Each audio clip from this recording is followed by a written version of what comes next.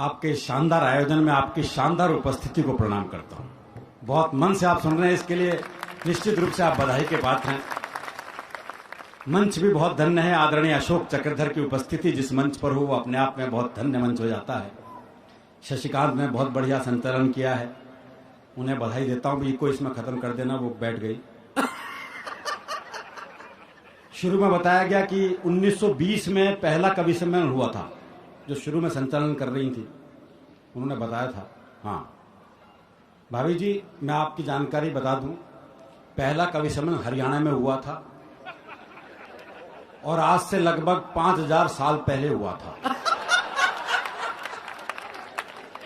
उसमें कवि थे भगवान श्री कृष्ण, स्थान था कुरुक्षेत्र और श्रोता थे अर्जुन।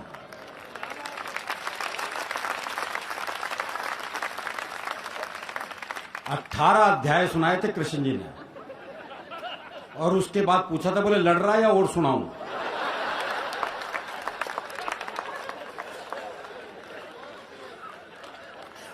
तो ये कवि सम्मेलन हरियाणा से प्रारंभ हुआ,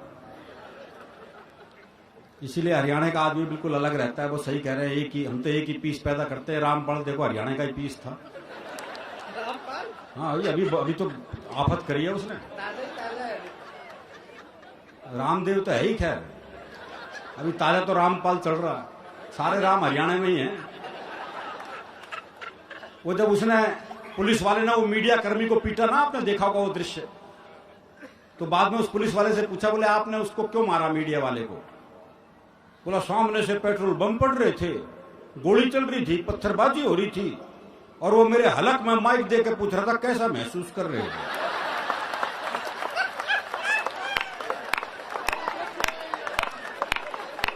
मैंने तो बस ये बताया था मैं कैसा महसूस कर रहा हूं। वो साफ मामला है जी हमारा, बिल्कुल। हाँ, मोदी जी का जिक्र किया। मोदी जी भी कमाल हैं साहब, कमाल ही कर रहे हैं वो आजकल।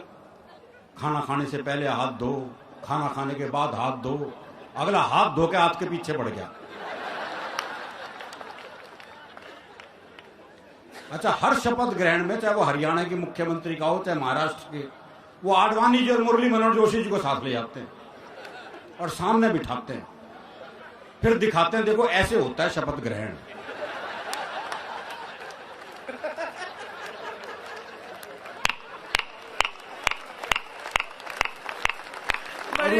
उसके बाद भाषण भी देते हैं। ऐसा नहीं कि भाषण नहीं देते, भाषण भी देते हैं। बोले भाइयों और बहनों, मैं बुजुर्गों का बहुत सम्मान करता हूं। आज मैं जहां हूं वो इनकी वजह से हूं और जो ये जहां हैं।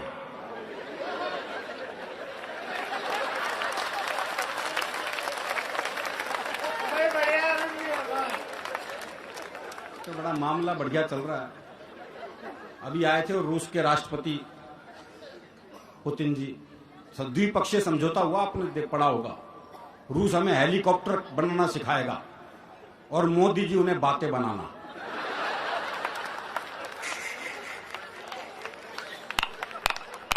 ये राजनीतिक परिदृश्य है जी। खैर मैं इससे ज्यादा ज्ञान की बात भी कर भी नहीं सकता, क्योंकि हरियाणा का आदमी ना ज्ञान लेता ना देता। एक बार हमने कुरुक्षेत्र में भगवान कृष्ण जी से ज्ञान ले लिया था, उसके बाद से बंद कर दिया। भाई जिसने कृष्ण जी से ज्ञान ले लिया हो वो आजकल के नालतू फालतू बाबाओं से ज्ञान लेगा क्या? आजकल के बाबाओं की स्थिति आप देख ही रहे हो। वो मेरे दोस्त का फोन आया, बोले घर के मंदिर में आसाराम का फोटो लगा रखा था, अब क्या करूं? मैंने कहा उतार के बेडरूम में लगा ले।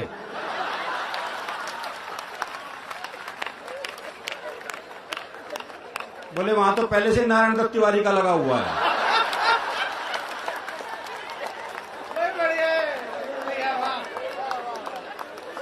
अच्छा, जिन्हें टीवी पर मौका नहीं मिलता वो बाहर ढूंढते फिरते हैं।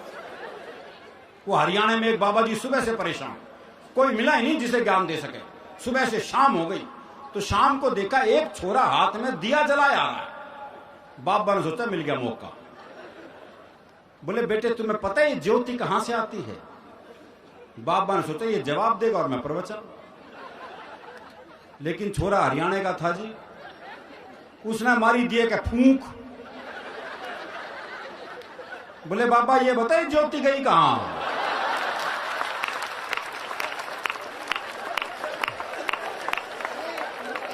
तो हम प्रवचन सुन नहीं सकते। वो आजकल हर एक स्कूल में योग टीचर लग गए। वो दिल्ली में एक योग टीचर बच्चों को योग सिखा रहा था। बोले बच्चों सीधे लेट जाओ। बच्चे सीधे लेट गए। बोले अपने पैरों से साइकिल चलाओ। वो सारे साइकिल चलाने लगे। एक पढ़ा रहा अपने हरियाणा का मस्त है। बोले तू साइकिल क्यों नहीं चला रहा। बोला मेरी साइकिल ढलान पे है।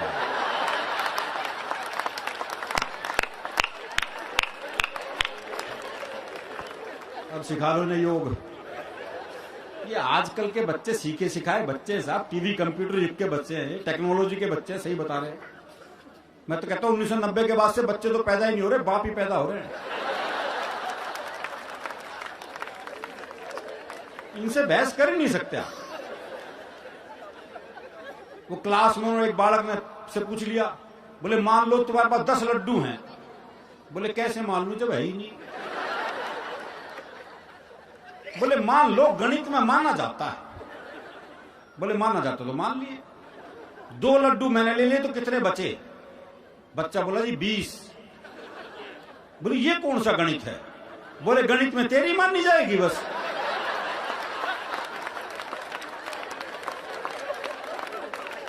हमारी भी मान ले भाई। अच्छा ये हरियाणा के बाप बेटे का संवाद हो सकता है। वो बाप ने बेटे से पूछा भाई तेरा रिजल्ट क्या रहा। बोला जी हमारा जो प्रिंसिपल है ना उसका छोरा फेल हो गया। अरे बोले मैं तेरा रिजल्ट पूछ रहा हूं। बोला जी गांव का सरपंच है ना उसका छोरा ही फेल हो गया। अरे बोले तेरा दिमाग खराब, मैं तेरा रिजल्ट पूछ रहा हूं। अरे बोले वही तो बता रहा हूं, तू कौन सा प्रधानमंत्री लाग रहा है।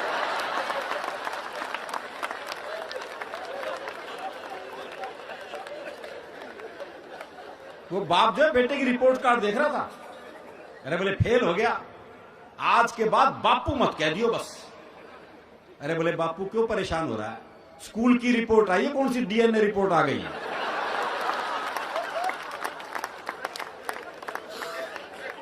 तो इन बच्चों से बहस करना बड़ा मुश्किल काम है।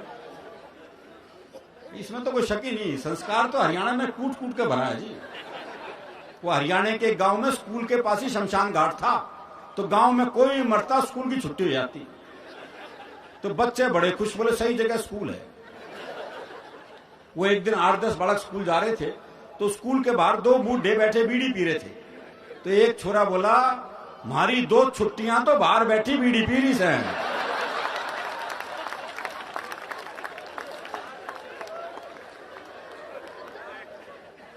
अलग ही मामला है कि अब सुमन जी ने क्या बढ़िया प्रेम गीत आपको सुनाया, राजा रानी और सब, क्या मामला बाबा।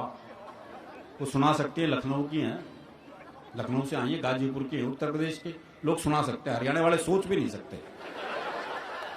क्योंकि हमारे यहां तो प्रेम ब्याह के बाद होता है ना जी। भाई ब्याह से पहले प्यार कर ले तो हम तो पेड़ पे ही लटके मिलते हैं। हमारे यहां प्रेम सबसे मुश्किल काम है। जिसने किया ब्याह के बाद ही किया, चाहे गोपाल कांडा हो चाहे चंद्रमोहन हो। वो हरियाणा के एक बस कंडक्टर का ब्याह हुआ, तो पहली रात को जो कमरे में पहुंचा तो पलंग पे बैठी हुई दुल्हन से जो उसका पहला संवाद था वो उसके प्रेम प्रदर्शन का चरमोत्कर्ष था। पलंग पे बैठी हुई दुल्हन से बोला एक तरफ सरक ले, एक सवारी और बैठेगी।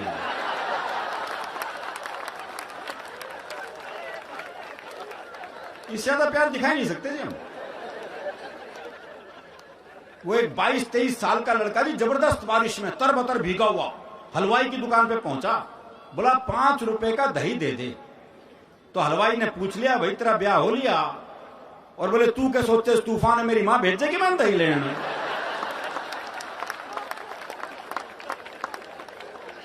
दही तो लानी पड़ा है। आलोक जी क्यों, इसके बगैर गुजारा नहीं जी। तो हमारा प्रेम भी, अभी मेरा एक दोस्त मिला, उसके दोनों होठ बुरी तरह जले हुए।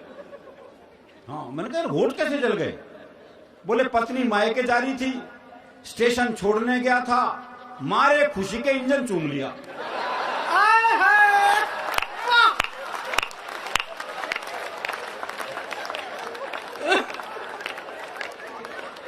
हमारी खुशी भी अलग अलग ढंग से प्रकट होती है। यहाँ पे बजी हुई तालियों ने बताया कि कई इंजन चुभने वाले बैठे हैं यहाँ भी। वो जावा जब तो चूमे बेचारे, दिक्कत तो वही है ना। वो मेरे एक दोस्त है प्रहलाद जी, उनकी पत्नी का अपहरण हो गया। तो अपहरण करता है, पत्नी की एक उंगली काट के साथ में चिट्ठी भेज दी, बोले 50 लाख रुपए भिजवा दो वरना डैश डैश डैश। मेरे मित्र ने वापस चिट्ठी लिखी, बोले उंगली किसी की भी हो सकती है, मुंडी भेज मुंडी। ऐसे उंगलियों के बहकावे में भी नहीं आते। और ये प्रेम हमारे यहाँ मनुष्यों का क्या पशु पक्षियों तक का ऐसा है जी। वो मेरा एक दोस्त है, उसने तोती पाली, दुनिया तोता पालती है, तोती पाली। 3 दिन के लिए उसे कहीं बाहर जाना था, बोले यार क्या करूं, कौन दाना पानी देगा, बड़ा चिंतित हूं। मैंने कहा मेरे घर छोड़ जा, 2 तोते हैं, उन्हें दाना पानी देता हूं, इसे भी दे दूंगा। बोला भाई तेरे 2 तोतों के बीच अपनी तोती छोड़ दूं ना। मैंने कहा नहीं यार, मेरे तोते बड़े धार्मिक हैं, तो खुद देख ले आके। अच्छा उसने देखा बकायदा एक गीता के श्लोक पढ़ रहा, एक कुरान की आयतें पढ़ रहा, बोले बड़े धार्मिक है, कोई खतरा नहीं है। उसने तोती छोड़ दी। जैसी तोती पिंजरे में गई तो एक तोते ने दूसरे को कोहनी मारी, अरे बोले पूजा पाठ बंद कर, दुआ कबूल हो गई।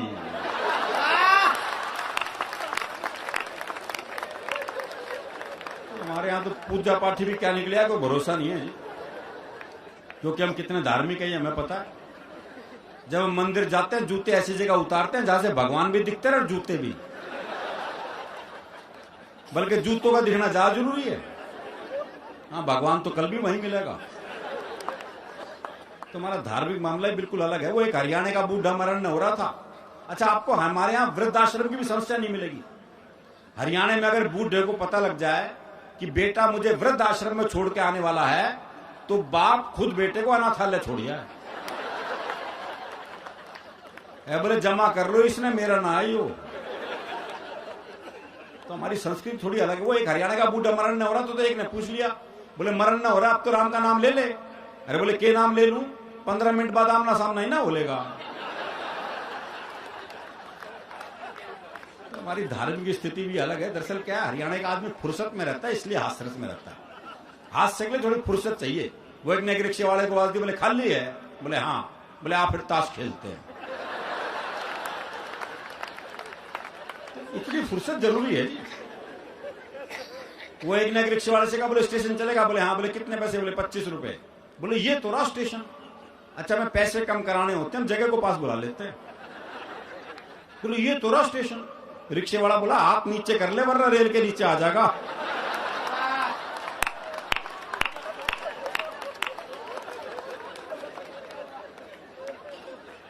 दरअसल क्या है जी, हमारे यहाँ काम वही कर सकता है जो हरियाणा का हो।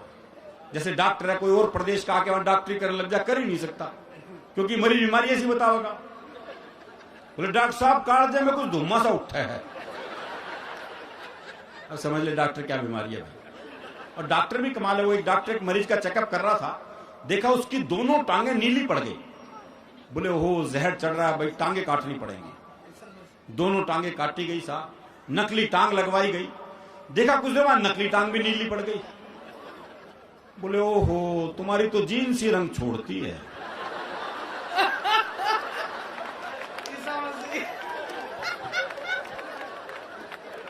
ये बड़ा घुमा के इलाज करते हैं, डायरेक्ट इलाज भी नहीं होता। वो एक के बहुत खांसी थी, डॉक्टर के पास गया, डॉक्टर जुलाब की गोली दे दी। बाद में कंपाउंडर ने कहा, बोले ये क्या कह जी, उसके तो खांसी थी, आपने जुलाब की गोली दे दी। बोले कुछ नहीं, सड़क खांसने से पहले 100 बार सोचेगा।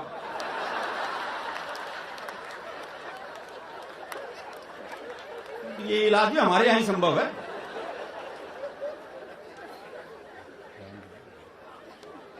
दरअसल क्या है, मन का साफ होता है, जो मन में है वही जबान पे। कोई आर्टिफिशियल जिंदगी जी नहीं सकता। वो एक मुकदमा चल रहा था, एक ताई गवाही के लिए आई। अच्छा दोनों वकील उसी के गांव के। तो पहले वकील ने पूछ लिया, बोले ताई मुझे जाना है। खूब जानू हूं, गुलाब सिंह का छोरा है तू, 1 नंबर का झूठा, तेरी लुगाई तक तुझे छोड़ के चली गई थी। बेचारा वो वकील सन्न रह गया। उसने दूसरे वकील की तरफ इशारा कर दिया, और ताई से जाना है, अच्छी तरह जानू हूं, कर्नल काने का छोरा है यो, 1 नंबर का याश, तेरी लुगाई से भी इसका चक्कर था। भाई साहब, जज ने कोर्ट स्थगित की, अपने चैम्बर में गया, दोनों वकील बुलाए, बोले खबरदार ताई से मेरे बारे में कुछ पूछ लिया तो।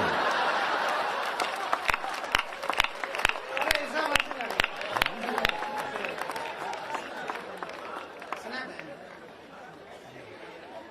तनाव नहीं, वो मस्ती की बात है। दरअसल क्या है, मस्ती हरियाणा में हर संबंध लाजवाब है। वो एक ने चाय बनवाई तो देखा सामने से एक दोस्त आ रहा, बोले इसे कट चाय कर दे 1/2। अच्छा, वो 1/2 कर ही रहा था, इतने में तीसरा दोस्त आ गया, बोले इसे 3 में कर दे। वो एक चाय तीनों 3 गिलास में लेके खड़े हो गए जी। इतनी देर में चौथा दोस्त आ गया, बोले खाली गिलास दियो। वो एक चाय 4 दोस्तों ने 4 गिलासों में मिलके पी। पीने के बाद एक ने पूछा, हाँ भाई कितने पैसे हुए? बोला जी कोई पैसे नहीं, इन गिलास ना धोखे दे दे बस। और ऐसा नहीं कि दुकानदारी ऐसे हो, ग्राहक भी ऐसी हैं। वो एक पहुंच गया हलवाई की दुकान पे, भाई ने छिक्के जलेबी खाई भरपेट। जब पैसे देने का नंबर आया, भाई ने जेब झाड़ दी, बोले पैसे तो नहीं है। अब दुकानदार दुकान से बाहर निकला, 15-20 मिनट तबीयत से धुना पीटा उसे। जब खुद थक गया पीट पीट के, तो वापस दुकान में चला गया। अच्छा, वो भी कपड़े झाड़ के खड़ा हो गया है। बोले अब क्यों खड़ा है? जा। बोले इसी भाव 1 किलो और दे दे।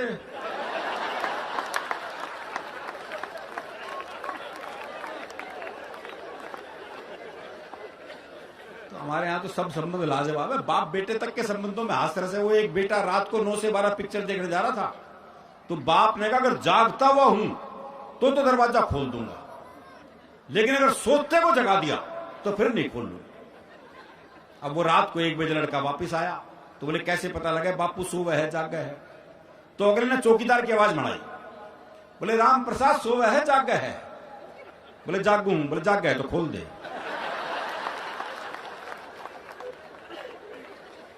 दरअसल क्या, हम संवादहीनता के दौर में जी रहे हैं। हम आपस में बात नहीं करते, इसलिए हास्य कम होता जा रहा है, क्योंकि हास्य तो समूह की चीज है। वो एक बुजुर्ग महिला बस में चढ़ी, तो किसी ने सीट नहीं दी उसे, तो ड्राइवर को दया आ गई, उसने बोनट पे बिठा लिया। थोड़ी देर बाद 30-35 साल की सुंदर सी महिला चढ़ी, तो सारे सीट देने को तैयार, और वो महिला बैठने को तैयार नहीं। तो बुढ़िया बोनट पे से बैठी बैठी बोली, अरे बोले बैठ जा, कुछ साल बाद बोनट पे ही बैठना पड़ेगा। कहते हैं डर के आगे जीत है। हमारे यहां तो डर के आगे भी हास्य रस है। वो एक चौधरी रात को सुनसान जंगल से जा रहा था, सामने से एक 41 साल की महिला, सफेद साड़ी पहने, बाल बिखराए, हाथ में दीप जलाए, कहीं दीप जले कहीं दिल टाइप गाना गाती आ रही थी। पास आके बोली मैं चुड़ैल हूं। तो चौधरी बोला फिर चिपटती क्यों ना? अब बताओ ऐसे का चुड़ैल भी क्या कर लेगा?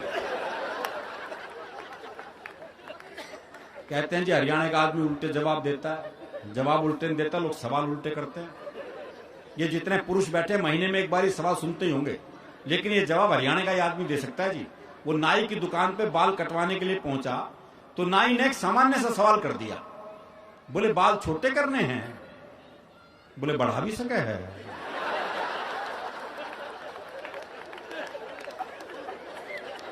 भाई सोचने वाली बात हो, काम तेरे बस की नहीं हो, पूछ क्यों रहा था? आज सुबह जब मैं घर से चला, मैंने पत्नी से कहा, मैंने कहा 1 गिलास पानी पिला दे। बोले प्यास लग रही है। मैंने कहा ना गला चेक करूंगा, लीक तो नहीं कर रहा।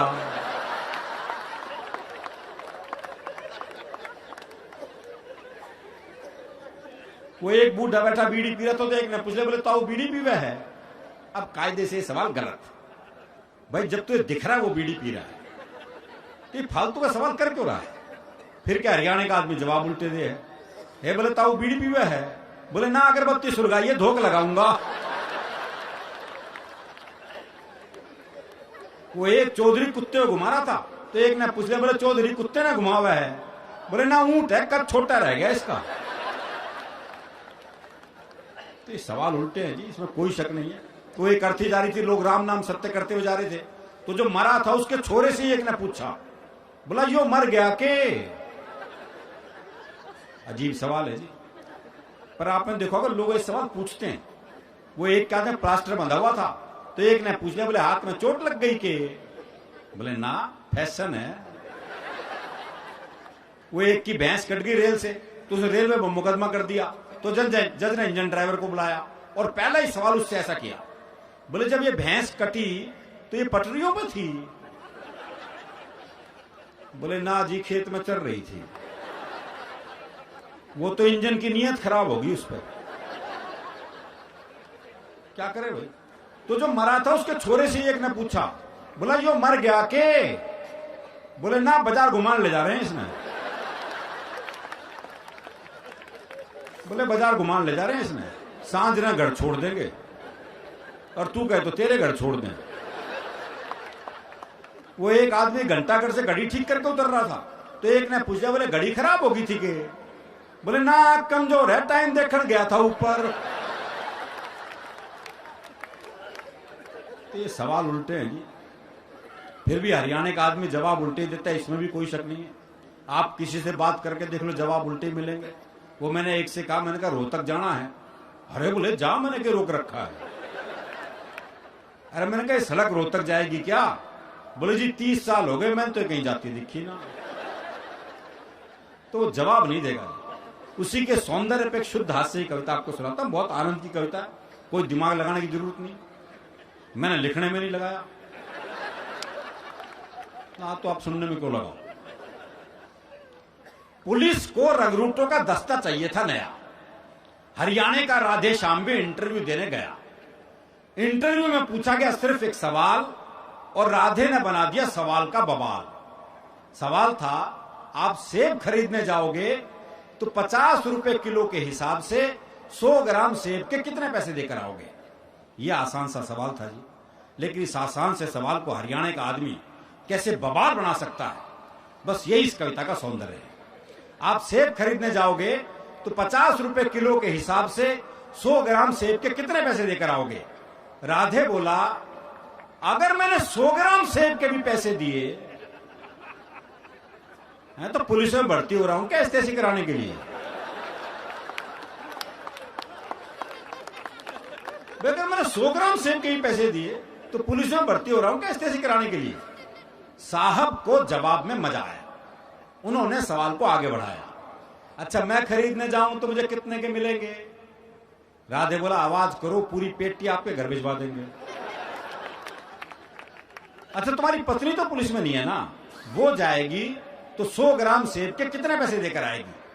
राधे बोला, साहब मैं अपनी पत्नी को आपसे ज्यादा जानता हूं, उसे खरीदारी का है बहुत चाव, पर उसे 100 ग्राम खरीदने होंगे तो 100 ग्राम का ही पूछेगी भाव। 100 ग्राम का ही पूछेगी भाव। अच्छा, तुम्हारा भाई जाए, अगला भी उसी सवाल के पीछे पड़ा हुआ है। ये नहीं कि भी वो जवाब नहीं दे रहा तो सवाल बदल दे, पर दिक्कत ये वो भी हरियाणा का। अच्छा, तुम्हारा भाई जाए, जी भाई को तो मैंने कई बार बाजार जाते देखा है, पर वो तो कहीं पौवा तो कभी गुटका लाता है, सेब लाते तो मैंने उसे आज तक नहीं देखा है।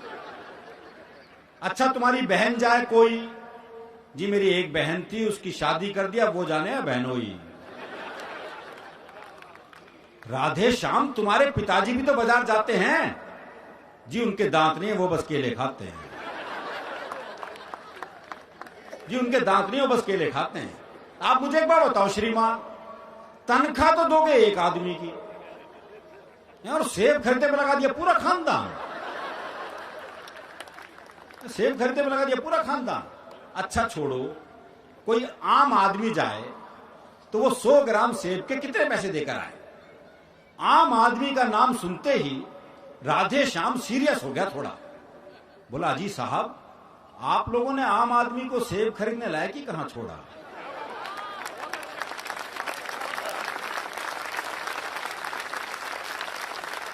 अजी साहब, आप लोगों ने आम आदमी को सेब खरीदने लायक ही कहां छोड़ा? आम तो सेब का ठेला लगाता है, खरीदने तो खास ही जाता है। आम तो सेब का ठेला लगाता है, खरीदने तो खास ही जाता है। अच्छा, कोई खास आदमी जाए तो? अगला भी पीछे पड़ा हुआ है जी। अच्छा, कोई खास आदमी जाए तो? पहली बात तो ये कि अगर वो खास है तो खुद क्यों जाएगा? ये अपना नौकर भेजेगा। और आपके